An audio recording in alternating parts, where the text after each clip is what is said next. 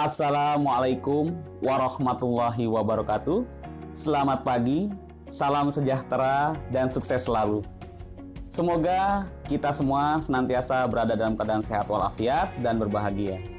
Halo sobat-sobat sekalian, kembali kita berjumpa dalam video pembelajaran bersama saya, Raditya Teguh Handayani, Widya Iswara Muda pada Badan Pengembangan Sumber Daya Manusia Provinsi DKI Jakarta.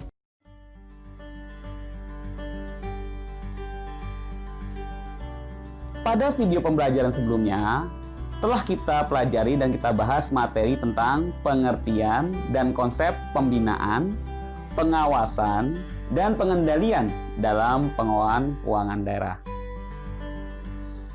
Untuk itu, dalam video pembelajaran kali ini, kita akan membahas materi pelaksanaan teknis, pengawasan, dan pengendalian dalam pengelolaan keuangan daerah yang secara khusus ditujukan pada upaya peningkatan kompetensi bendahara penerimaan pada tingkat satuan kerja perangkat daerah atau unit kerja perangkat daerah dalam lingkup pengguna anggaran maupun kuasa pengguna anggaran.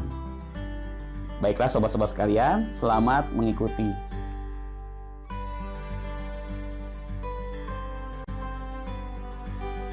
Upaya pengawasan dan pengendalian dalam pengelolaan keuangan daerah pada prakteknya diarahkan pada upaya untuk membangun sistem pengendalian intern yang memadai di masing-masing satuan kerja perangkat daerah maupun unit kerja perangkat daerah. Hal tersebut dilandasi kondisi faktual bahwa aparatur pengawas internal pemerintah dalam lingkup pemerintah daerah sebagaimana dilaksanakan oleh Inspektorat Provinsi memiliki keterbatasan dalam hal jumlah dan kompetensi sumber daya aparatur yang terbatas jika dibandingkan dengan jumlah objek pemeriksaan dan permasalahan yang dihadapi dalam konteks pengawasan dan pengendalian dalam penyelenggaraan pemerintahan daerah. Beberapa prinsip dasar yang harus diperhatikan dalam pelaksanaan pengawasan dan pengendalian dalam pengelolaan keuangan daerah antara lain: yang pertama, dilakukan secara tertib berdasarkan peraturan perundang-undangan yang berlaku serta berdasarkan sendi-sendi kewajaran penyelenggaraan. Yang kedua, fokus pada upaya pelaksanaan rencana dan program serta peraturan perundang-undangan yang berlaku sehingga tercapai tujuan sasaran yang telah ditetapkan. Yang ketiga, pengawasan diupayakan agar dapat sedini mungkin mencegah terjadinya pemborosan, kebocoran, dan penyalahgunaan wewenang, tenaga, uang, dan aset daerah, serta terjadinya perilaku korupsi, kolusi, dan nepotisme sehingga dapat terbina aparatur yang tertib, bersih, dan berwibawa.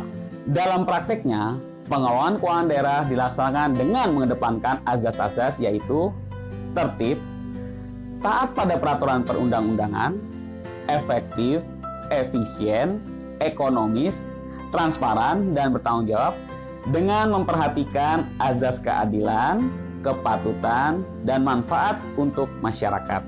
Azas secara tertib memiliki makna bahwa keuangan daerah harus dikelola secara tepat waktu dan tepat guna yang didukung dengan bukti-bukti administrasi yang dapat dipertanggungjawabkan.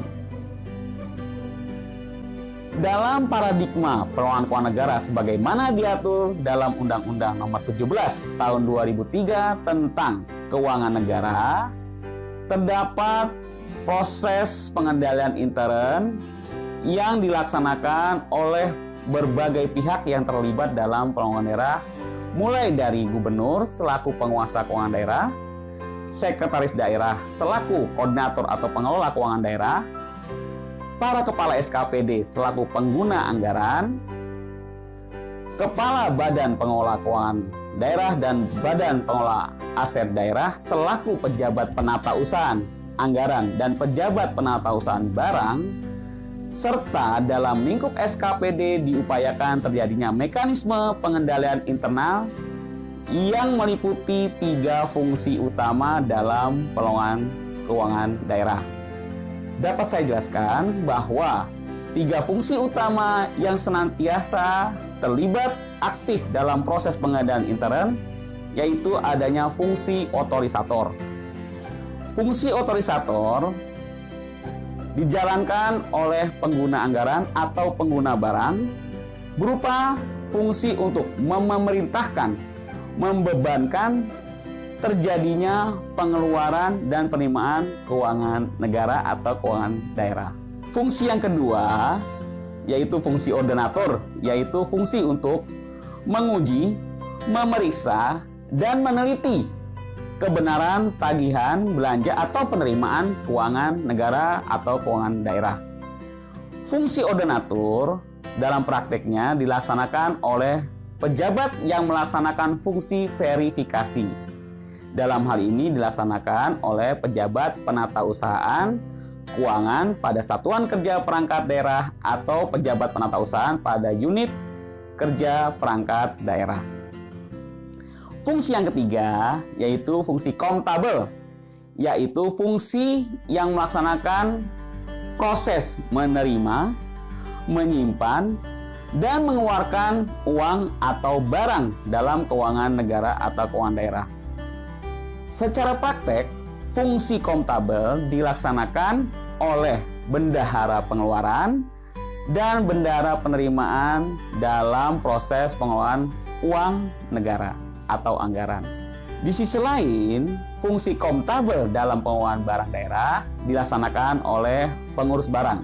Dalam paradigma keuangan negara, pengendalian intern diupayakan dapat berlangsung secara optimal dengan mengedepankan berfungsinya fungsi otorisator, fungsi ordonatur, dan fungsi kontabel, di mana terjadi mekanisme check and balances sehingga proses pengelolaan keuangan negara dapat berjalan sesuai dengan prinsip dan azas-azas yang diterima secara umum. Baiklah sobat-sobat sekalian, demikian materi pelaksanaan teknis pembinaan, pengawasan, dan pengendalian dalam pengelolaan daerah dalam video pembelajaran kali ini. Untuk penjelasan teknis penerapannya secara lebih rinci dan aplikatif akan dijelaskan lebih lanjut pada video-video pembelajaran lain melalui media tatap muka, pembelajaran secara online, maupun rangkaian penugasan yang dilaksanakan secara terencana, terarah, dan terpadu, serta menjadi kesatuan dalam pelaksanaan pelatihan bendahara penerimaan secara online ini. Semoga materi yang disampaikan ini dapat mencapai tujuan dan meningkatkan indikator hasil belajar para peserta pelatihan bendahara penerimaan, khususnya dalam upaya peningkatan kompetensi bendahara penerimaan dan bendahara penerimaan pembantu dalam lingkup pengguna anggaran dan kuasa pengguna anggaran. Semoga materi ini bermanfaat dan mendatangkan ridho Allah Subhanahu wa Ta'ala. Salam sukses, semangat selalu, salam sejahtera. Wassalamualaikum warahmatullahi wabarakatuh. Salam tazim dari kami.